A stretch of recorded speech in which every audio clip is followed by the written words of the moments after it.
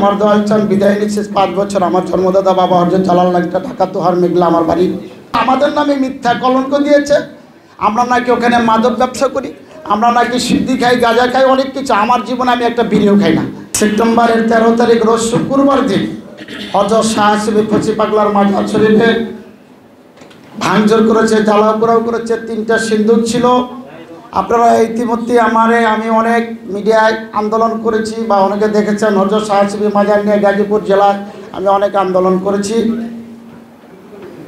তাই আমার ওই দরবারে সেই হযরত শাহ হাসিবি ফচি পাগলার দরবার থেকে 4টা প্রতিষ্ঠান চলে। একটা স্কুল চলে, একটা এতিমখানা চলে, একটা মাদ্রাসা চলে, একটা মসজিদ চলে। এবং ওখানে আমাদের মতে বহুত পাগল মস্তান থাকে, তাদের খাবার দেওয়ার জন্য লঙ্গরখানা চালানো হয়। কিন্তু এই দরবারটা এক শ্রেণীর মানুষ যারা বর্তমানে মৌলবাদীরা এই দরবারটা ভাঙচুর করেছে এবং আমাদেরকে মারধর করেছে। আমি অনেক আন্দোলন করেছি, তার জন্য আমার অনেক হুমকি তুমকি দিচ্ছে, এখনও দিতেছে। তবে আমি এখনও আমার এক ভাই খাদেম সাহেব মোহাম্মদ মনু হোসেন ওর পাউডার ভেঙে ফেলছে, ও আসতে পারে নাই। তাই আমি হঠাৎ করে খবর পেয়ে আসছি। আপনারা সবাই, আমি দেশবাসীর কাছে আগেই আরও 3 মাস আগের থেকে আমি আন্দোলন করেছি। প্রথম ভাঙচুর এই দিকগুলি এখনও আমি আছি।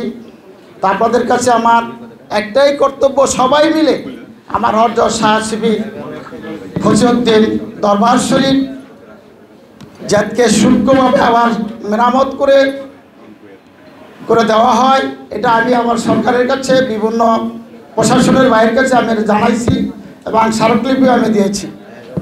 আমি ডিসি সাহেবের কাছে স্মারকলিপি দিয়েছি, ধর্ম মন্ত্রণালয়ে আমি কাগজ দিয়েছিলাম। এই আন্দোলনের পরে আমি গাজীপুরের 3টা দরবার থেকে আমি আন্দোলন করেছি। যেহেতু আমি ওই দরবারের কিছু না আশেক একজন হযরত শাহ হাসিবি ফচি পাগলার কাছে আমি ছোটোবেলা অনেক চলেছি, যেটা আমি গোলামি করি ল্যাংটা বাবা। তাই আমি ওখানে আমার দয়াল চান বিদায় নিচ্ছে 5 বছর। আমার জন্মদাতা বাবা হযরত জালাল নাগটা ঢাকা তোহার মেঘলা আমার বাড়ি। ওখানে আমি থাকি, গাজীপুরতে আমি থাকি, ওখানে আমার একটা বাড়ি আছে।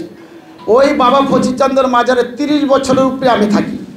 কিন্তু ওই দরবারে আমি এমন কোনো কাজ দেখি নেই অযুক্ত হয়, কিন্তু আমাদের নামে মিথ্যা কলঙ্ক দিয়েছে। আমরা নাকি ওখানে মাদক ব্যবসা করি, আমরা নাকি সিদ্ধি খাই, গাঁজা খাই, অনেক কিছু। আমার জীবনে আমি একটা বিড়িও খাই না।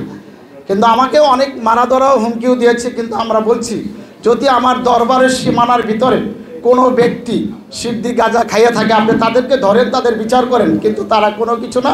আমার হযরত শাহ হাসিবি ফচি পাগলাকে কলঙ্ক দিয়েছে, সে নাকি ভণ্ড, বেদায়, শিরিক।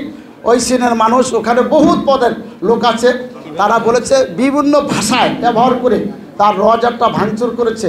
শেষকালে যখন বেকু দিয়ে কপিনিকটা উঠায়, সেটা সাপল দিয়া ঘাড়ে হামার দিয়া বাড়ি দেয় দিয়ে এখনও ওই জায়গার দরবারে যারা বর্তমান ওই জমিতে হইল সরকারি সিএমপি জমি, সরকারি জমির মধ্যে উনি আসছেন।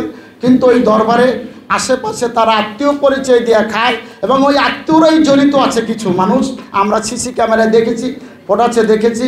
আমরা অনেককে আপনার চাই আপনারা সবাই মিলে আইন প্রশাসন থেকে আমরা সবাইকে, সেনাবাহিনীর এই পর্যন্ত ওখানে গেছিলো, বহুত মানুষ গেছে, কিন্তু কেউ বিচার এই পর্যন্ত একটা আসামিকে ধরেও নাই, দেখেও নেই।